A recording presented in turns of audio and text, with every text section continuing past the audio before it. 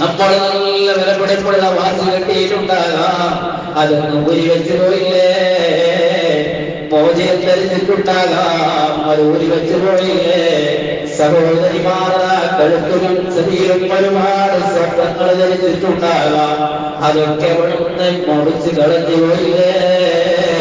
അത് എടുത്ത് മാറ്റിയില്ലേ, അത് കൊണ്ടുപോകുന്നില്ല. അത് ഇവിടെ ഉള്ളവർക്കാണ്. എന്നാൽ നീ ഏതാണ്ട് ജീവിതകാലത്ത് നിന്റെ സമ്പത്തിൽ നിന്നതാ ഒരുപാട് ചെലവഴിച്ചിട്ടുണ്ട്, പാവപ്പെട്ടവർക്ക് കൊടുത്തിട്ടുണ്ട്, പള്ളികൾക്ക് കൊടുത്തിട്ടുണ്ട്.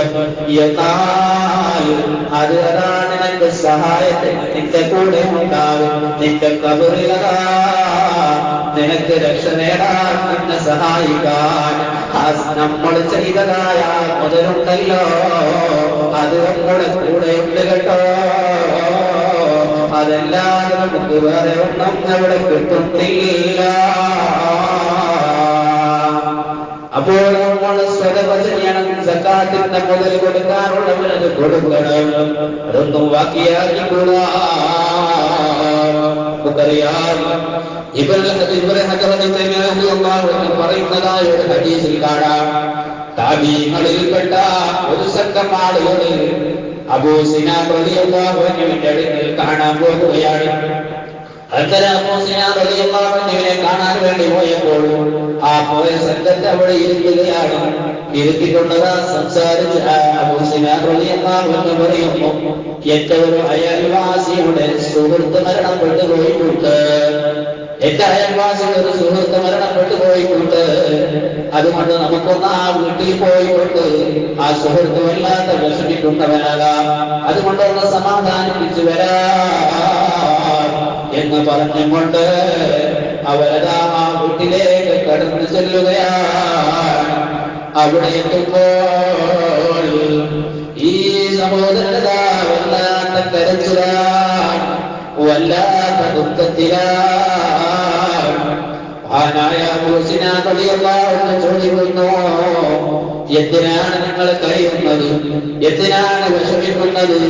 എല്ലാവരും മരണപ്പെട്ടു പോകേണ്ടവരല്ലേ, ആരും ഈ ലോകത്ത് ശാശ്വതമായി ജീവിക്കുന്നില്ലല്ലോ, പിന്നെന്തിനാണ് നിങ്ങൾ കരയുന്നത് എന്ന് ചോദിക്കുമ്പോ അബൂ സിനാൻ റളിയല്ലാഹു അൻഹുവിനോട് ആ സുഹൃത്ത് പറയുന്നു, ഞാൻ കരയുന്നത് അയാൾ മരിച്ചു പോയത് കൊണ്ടല്ല, പക്ഷേ അയാളെ തങ്ങളിൽ വല്ലാത്ത ശിക്ഷിക്കുന്നുണ്ട്. ചോദിക്കുന്നു, നിങ്ങൾക്ക് വൈകറിയുന്നുണ്ടോ? നിങ്ങൾക്കതാ പറഞ്ഞ കാര്യങ്ങൾക്ക് അറിയുന്നുണ്ടോ? ആ സമയത്ത് മനുഷ്യൻ പറയുന്നു, എനിക്ക് വൈ പറഞ്ഞിട്ടല്ല,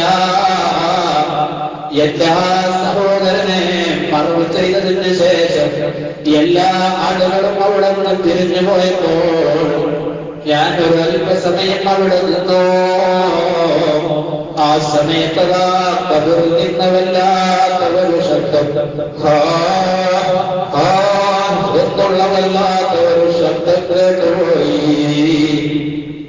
എന്നിട്ടതാ അവിടെ പറയുന്നു, ആ കബറിന്റെ ഉള്ളിൽ നിന്ന് വിളിച്ചു പറയുന്നു, ഞാൻ നിസ്കാരങ്ങളെ തൊലാക്കിയിട്ടില്ല, ഞാൻ നിസ്കരിച്ചിട്ടുണ്ട്, നോമ്പ് നോക്കിയിട്ടുണ്ട്, ഒരു തെറ്റും ഞാൻ ചെയ്തിട്ടില്ലല്ലോ, പിന്നെന്തിനാണ് എന്നെ ഇങ്ങനെ ശിക്ഷിക്കുന്നത് എന്നിങ്ങനെ വിളിച്ചു പറയുമ്പോൾ ആ സഹോദരിക്ക് തോന്നി, ഒന്ന് കബറൊന്ന് തുറന്നു നോക്കാം.